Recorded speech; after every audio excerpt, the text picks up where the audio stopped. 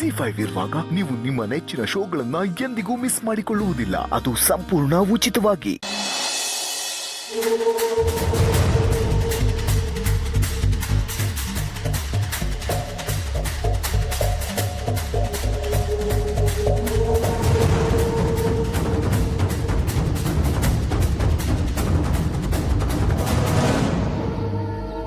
ಯಾಕೆ ಮಾವ, ಏನಾಯ್ತು? ಯಾಕೆ ಓಡ್ ಬರ್ತಿದ್ದೀರಾ? ಏನಾಯ್ತು ಎಲ್ಲ ಆಮೇಲೆ ಹೇಳ್ತೀನಿ. ಈಗ ನನ್ನನ್ನು ಹುಡ್ಕೊಂಡು ಯಾರಾದರೂ ಬಂದ್ರೆ ನಾನಿಲ್ಲಿಲ್ಲ ಅಂತ ಹೇಳ್ಬಿಡು. ನಾನಿಲ್ಲಿರೋದು ಅವ್ರಿಗೆ ಗೊತ್ತಾಗ್ಬಾರ್ದು. ಯಾರಿಗೂ ಗೊತ್ತಾಗ್ಬಾರ್ದ? ಅಂಥದ್ದೇನಾಯ್ತು? ಏನಾಯ್ತು ಎತ್ತ ಎಲ್ಲ ಆಮೇಲೆ ಹೇಳ್ತೀನಮ್ಮ. ಈಗ ಮೊದಲು ಅವ್ರಿಗೆ ನಾನಿಲ್ಲಿರೋದು ಗೊತ್ತಾಗ್ಬಾರ್ದು. ಇನ್ನೊಂದು, ಯಾರಾದರೂ ಕೇಳಿದ್ರೆ ಅವ್ರು ಯಾರು ಅಂತಾನೆ ನನಗೆ ಗೊತ್ತಿಲ್ಲ ಅಂತ ಹೇಳ್ಬಿಡು ಅಷ್ಟೇ. ಯಾಕೆ ಮಾವ, ಏನಾದ್ರೂ ತಪ್ಪು ಮಾಡಿ ಬಂದಿದ್ದೀರಾ? ಅಯ್ಯೋ, ತಪ್ಪು ಒಪ್ಪೆಲ್ಲ ಯಾರಿಗಮ್ಮ ಗೊತ್ತು. ಈಗ ನಾನು ಬದುಕೊಳ್ಳೋದ್ರೆ ಅಷ್ಟೇ ಸಾಕಾಗಿದೆ.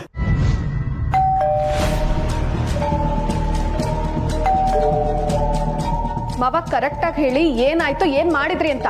ಹೇಳಕ್ಕೂ ಕೇಳಕ್ಕೂ ಇದು ಸಮಯ ಅಲ್ಲ. ಯಾರೋ ಬರ್ತು ಬೆಲ್ ಮಾಡ್ತಾ ಇದ್ದಾರೆ. ಅವ್ರು ಏನಾದ್ರು ಬಾಗಿಲು ತೆಗೆದ ತಕ್ಷಣ ನನ್ನ ಬಗ್ಗೆ ಕೇಳಿದ್ರೆ ನಾನು ಆಗ್ಲೇ ನಿಂಗೆ ಹೇಳ್ಕೊಟ್ಟಲ್ಲ, ಹಾಗೆ ಹೇಳ್ಬೇಡಮ್ಮ. ದಯವಿಟ್ಟು ನಾ ಇಲ್ಲಿದ್ದೀನಿ ಅಂತ ಹೇಳ್ಬೇಡ. ಮಾವ ಯಾಕೋ ಒಂಥರ ಆಡ್ತಿದಾರಲ್ಲ. ಬಂದಿರೋದು ಯಾರು ಅಂತ ನೋಡ್ತೀನಿ, ಆಮೇಲೆ ಈ ಮಾವನ್ ವಿಚಾರಿಸ್ಕೋತೀನಿ.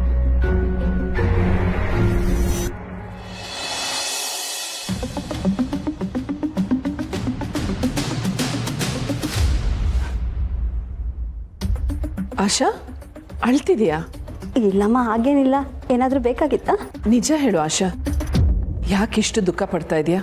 ನನ್ನಿಂದ ಎಂಥ ದೊಡ್ಡ ತಪ್ಪಾಗ್ತಿತ್ತು ಅಮ್ಮ ಅವರೇ. ಆ ಜ್ಯೂಸ್ ಕುಡಿದು ಮಗುಗೇನಾದ್ರು ಹೆಚ್ಚು ಕಮ್ಮಿ ಆಗಿದ್ರೆ ಆ ದೇವ್ರು ನನ್ನ ಕ್ಷಮಿಸ್ತಿದ್ನ. ದಯವಿಟ್ಟು ನನ್ನ ಕ್ಷಮಿಸ್ಬಿಡಿ ಅಮ್ಮ ಅವರೇ. ನೀನು ಇಷ್ಟೆಲ್ಲ ಕೇಳೋ ಅವಶ್ಯಕತೆ ಇಲ್ಲ ಆಶಾ. ಇದು ತಿಳಿದೇನೆ ಆಗಿರೋ ತಪ್ಪು. ಇರ್ಲಿ ಬಿಡು, ಸಮಾಧಾನ ಮಾಡ್ಕೊ. ಏನು ಯೋಚನೆ ಮಾಡ್ತಾ ಇದೀಯ ಆಶಾ? ಅದು ಅಂಥದ್ದೇನಿಲ್ಲ ಅಮ್ಮ ಅವರೇ. ಇಲ್ಲ, ನೀನು ನನ್ನಿಂದ ಏನೋ ಮುಚ್ಚಿಡ್ತಾ ಇದೆಯಾ ಅನಿಸ್ತಾ ಇದೆ. ಇಲ್ಲ ಅಮ್ಮ ಅವರೇ, ಅಂಥದ್ದೇನಿಲ್ಲ. ಆದರೆ ನಾನು ನಿಮ್ಗೊಂದು ಮಾತು ಹೇಳಬೇಕು. ನಾನು ಕೆಲಸದವಳು. ನಾನು ಈ ಮಾತು ನಿಮ್ಗೆ ಹೇಳೋದು ಸರಿನೋ ತಪ್ಪೋ ನನಗೆ ಗೊತ್ತಾಗ್ತಿಲ್ಲ. ಹಾಗೆಲ್ಲ ಏನು ಅನ್ಕೋಬೇಡ. ಏನು ಅನ್ನಿಸ್ತಿದೆಯೋ ಹೇಳು. ಅಮ್ಮ, ಅದು ನೀವು ಈ ಮನೇಲಿ ತುಂಬ ಹುಷಾರಾಗಿರಬೇಕು.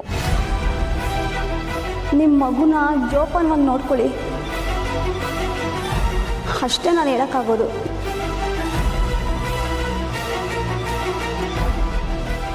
ಆಶಾ ಯಾಕೆ ಹೀಗೆ ಹೇಳ್ತಿದ್ದಾಳೆ? ಶಾರ್ವರಿ ಏನಾದರೂ ಬೇಕು ಅಂತಾನೆ ನನಗೆ ಜ್ಯೂಸ್ ಕೊಟ್ರ? ಛೆ, ಅವ್ರು ಯಾಕೆ ಹಾಗೆಲ್ಲ ಮಾಡ್ತಾರೆ? ಅದರಿಂದ ಅವ್ರಿಗೇನು ಲಾಭ? ಆದರೆ ಆಶಾ ಹೇಳಿದ ಮಾತಲ್ಲಿ ಏನೋ ಅರ್ಥ ಇರಬೇಕು. ಏನಿರ್ಬೋದು? ಏನ್ ಮಾಡ್ಕೊಂಡಿದ್ದೀರಾ ಮಾವ ನೀವು? ನಿಮಗೆ ಸ್ವಲ್ಪನೂ ಬುದ್ಧಿ ಇಲ್ವಾ? ಯಾವ್ದೋ ಕಂಪ್ನಿಯವರು ದುಡ್ಡು ಕೇಳಿದ ತಕ್ಷಣ ನೀವು ದುಡ್ಡು ಹಾಕೋದಲ್ದೆ ಜನರಿಂದನೂ ದುಡ್ಡು ಹಾಕ್ತಿದ್ದೀರಾ. ಏನಮ್ಮ ಮಾಡಲಿ? ಪ್ರತಿದಿನ 1000 ಹಾಕಿದ್ರೆ ಲಕ್ಷ ಬರುತ್ತೆ, ಲಕ್ಷ ಹಾಕಿದ್ರೆ ಕೋಟಿ ಬರುತ್ತೆ ಅಂತ ಯಾವುದೋ ಒಂದು ಕಂಪ್ನಿಯವರು ನನ್ನನ್ನು ನಂಬಿಸ್ಬಿಟ್ರು. ನನ್ನ ತಿದ್ದಿದ್ದು ಅಲ್ಪ ಸ್ವಲ್ಪ ದುಡ್ಡನ್ನು ತಗೊಂಡೋಗಿ ಇನ್ವೆಸ್ಟ್ ಮಾಡಿದೆ. ಆ ಕಂಪ್ನಿಯವರು ಒಂದು ವಾಟ್ಸಪ್ ಗ್ರೂಪ್ ಕೂಡ ಮಾಡಿದ್ರು. ನಾನು ಅಷ್ಟೇ ರಸ್ತೆಯಲ್ಲಿ ಓಡಾಡುವಾಗ ಸಿಕ್ಕಿತ್ತು ಅವ್ರ ಕೈಯಲ್ಲಿ ದುಡ್ಡು ಹಾಕಿಸ್ಬಿಟ್ಟಿದ್ದೀನಿ. ಈಗ ಆ ಕಂಪ್ನಿಯವ್ರಿಗೆ ಫೋನ್ ಮಾಡಿದ್ರೆ ಯಾರು ಫೋನ್ಗೆ ಸಿಗ್ತಾ ಇಲ್ಲ. ದುಡ್ಡು ಹಾಕಿದ ಕೆಲವರಲ್ಲಿ ಪೊಲೀಸ್ ಕಂಪ್ಲೇಂಟ್ ಬೇರೆ ಕೊಟ್ಟಿದ್ದಾರೆ.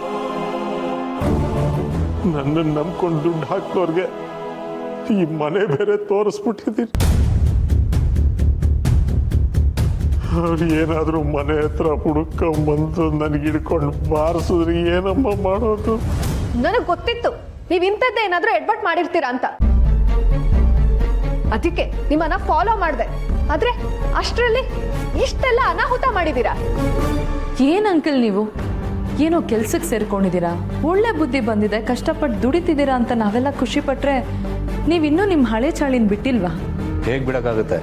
ಹುಟ್ಕೋಣ ಸುಟ್ರು ಹೋಗಲ್ಲ ಅಂತ ಗಾದೆನೇ ಇಲ್ವಾ? ನಿಮಗೆ ಎಷ್ಟು ಸರಿ ಹೇಳಿದ್ದೀನಿ, ದುಡ್ಡು ಮಾಡಬೇಕು ಅಂದರೆ ಕಷ್ಟಪಡಬೇಕೆ ಹೊರತು ಅಡ್ದಾರಿಯಿಂದ ಸಾಧ್ಯ ಇಲ್ಲ ಅಂತ. ಅಡ್ದಾರಿಯಿಂದ ದುಡ್ಡು ಮಾಡೋಕ್ಕೆ ಹೋದರೆ ಒಂದು ತಲೆ ತೆಗಿಸ್ಬೇಕಾಗೋದಿಲ್ಲ, ತಲೆ ಹೋಗುತ್ತೆ. ತಲೆ ಹೋದ್ರೆ ಹೋಗ್ಲಿ ಬಿಡೋಣ. ನೋಡಿ, ಮನೆ ಮುಂದೆ ಯಾರೇ ಬಂದ್ರು ನೀವೇ ಉತ್ತರ ಕೊಡ್ಬೇಕು, ನಾವ್ಯಾರು ಉತ್ತರ ಕೊಡಲ್ಲ. ನಿಮ್ ದಮ್ಮಯ್ಯ ಕಣ್ರಮ್ಮ, ದಯವಿಟ್ಟು ಹಾಗೆಲ್ಲ ಹೇಳಬೇಡಿ. ಈಗ ನೀವುಗಳೇ ನನಗೆ ಸಹಾಯ ಮಾಡದೆ ಹೋದ್ರೆ ನನ್ನ ಜೀವನ ಮೂರ ಬಟ್ಟೆ ಆಗ್ಬಿಡುತ್ತೆ. ನನ್ನನ್ನು ನಂಬ್ಕೊಂಡು ದುಡ್ಡು ಹಾಕಿರೋರು ನನ್ನನ್ನು ಹುಡ್ಕೊಂಬಂದು ಈ ಮನೆ ಮುಂದೆನೆ 3 ಅಡಿ 6 ಅಡಿ ಜಾಗ ತೆಗೆದು ನನ್ನನ್ನು ಕೂತು ಬಿಡ್ತಾರಷ್ಟೆ. ಛೇ, ನಿಮ್ಮಂತವ್ರನ್ನ ಈ ಮನೇಲಿ ಇರ್ಸ್ಕೊಂಡಿದ್ದೆ ತಪ್ಪಾಯ್ತು. ನೀವು ಈ ಮನೆಗೆ ಬಂದು ನನ್ನ ತಲೆ ಕೆಡ್ಸಿ ನನ್ನ ದಾರಿ ತಪ್ಸಿದಲ್ದೆ ಈಗ ಇಂಥ ಅನಾಹುತ ಮಾಡ್ಕೊಂಡು ಈ ಮನೇಲೆ ಬಚ್ಚಿಟ್ಕೊಳಕ್ ಬಂದಿದ್ದೀರಾ. ಇಲ್ಲ, ನೀವು ಈ ಮನೇಲಿ ಇರಬಾರ್ದು.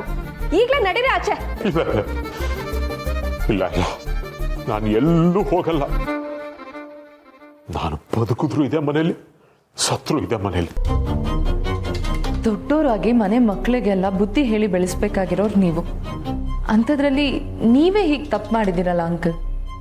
ಸಂಧ್ಯಾ ಹೇಳಿದ್ದೆ ಸರಿ, ನಿಮ್ಗೆ ಮನೇಲಿ ಜಾಗ ಇಲ್ಲ, ಈಗಲಿಂದಲೇ ಹೊರಡ್ತಾರೆ. ಹೋಗಲ್ಲ ಹೋಗಲ್ಲ ಹೋಗಲ್ಲ, ದಯವಿಟ್ಟು ನನ್ನನ್ನು ಮನೆಯಿಂದ ಹೊರಗೆ ಹಾಕ್ಬೇಡಿ. ಅಕಸ್ಮಾತ್ ನೀವೆಲ್ಲ ಸೇರ್ಕೊಂಡು ನನ್ನ ಮನೆಯಿಂದ ಹೊರಗೆ ಹಾಕೋ ಪ್ರಯತ್ನ ಮಾಡಿದ್ರೆ ನಾನು ಇಲ್ಲೇ ನೇಣು ಹಾಕೊಂಡು ಸತ್ತೋಗ್ಬಿಡ್ತೀನಿ ಅಷ್ಟೇ. ನಾನು ಜೀವಂತವಾಗಿರುವಾಗ ಈ ಮನೆಯಿಂದ ಖಂಡಿತ ಆಚೆ ಹೋಗಲ್ಲ. ಏನ್ ಮಾತು ಅಂತ ಆಡ್ತಿದ್ದೀರಾ ಅಂಕಲ್? ಸಮರ್, ಆಗಿದ್ದಾಗೋಗಿದೆ. ಇಂಥ ಟೈಮಲ್ಲಿ ನಾವು ಅವ್ರ ಕೈ ಬಿಟ್ಬಿಟ್ರೆ ಅವ್ರು ತಾನೇ ಏನು ಮಾಡ್ತಾರೆ? ಇದನ್ನೆಲ್ಲ ಮೊದಲೇ ಯೋಚನೆ ಮಾಡಬೇಕಿತ್ತು. ಆದರೆ ಮಾಡಲಿಲ್ವೇ? ಒಂದು ಕೆಲಸ ಮಾಡಿ, ನಾನೀಗ ಮಾಡಿರೋ ತಪ್ಪಿಗೆ ನೀವೇ ಬೇಕಾದ್ರೆ ನಂಗೆ ಶಿಕ್ಷೆ ಕೊಟ್ಬಿಡಿ, ಅನುಭವಿಸ್ತೀನಿ. ಆದ್ರೆ ಈ ಮನೆಯಿಂದ ಮಾತ್ರ ಆಚೆ ಹಾಕ್ಬೇಡಿ ಪ್ಲೀಸ್. ನಿಮ್ ಕಾಲು ಹಿಡ್ಕೊತೀನಿ ಬೇಕಾರೆ. ಬೇಡ, ಅಂಥದ್ದೆಲ್ಲ ಏನೋ ಮಾಡಬೇಡಿ. ನೀವು ದೊಡ್ಡವರು ಅನ್ನೋ ಕಾರಣಕ್ಕೆ ಸುಮ್ಮನಿದ್ದೀವಿ. ಆದರೆ ಇದೇ ಲಾಸ್ಟ್ ವಾರ್ನಿಂಗ್. ಮತ್ತೆ ಈ ಥರ ಏನಾದರೂ ಮಾಡಿದ್ರೆ ನಾವ್ಯಾರು ಸುಮ್ಮನಿರಲ್ಲ. ಅಷ್ಟು ಮಾತ್ರ ಅಲ್ಲ, ಆ ಜನಗಳಿಂದ ನೀವು ವಸೂಲಿ ಮಾಡಿರೋ ಹಣನೆಲ್ಲ ನೀವೇ ಅವ್ರಿಗೆ ವಾಪಸ್ ಕೊಡ್ಬೇಕು. ಪಾಪ, ಅವ್ರು ಎಷ್ಟು ಕಷ್ಟಪಟ್ಟು ಆ ದುಡ್ಡನ್ನೆಲ್ಲ ಕೂಡಿಟ್ಟಿದ್ರೋ ಏನೋ. ಅವರೆಲ್ಲ ಮನೆ ಮುಂದೆ ಬಂದು ಗಲಾಟೆ ಮಾಡಿ ನಿಮಗೆ ಧರ್ಮದೇಟ್ ಕೊಡೋ ಮುಂಚೆ ಅವ್ರ ದುಡ್ಡನ್ನ ಸೆಟ್ಲ್ ಮಾಡ್ಬಿಡಿ. ಹೇಳಿದ್ ಕೇಳಿಸ್ತಾ? ಕೇಳಿಸ್ತಾ.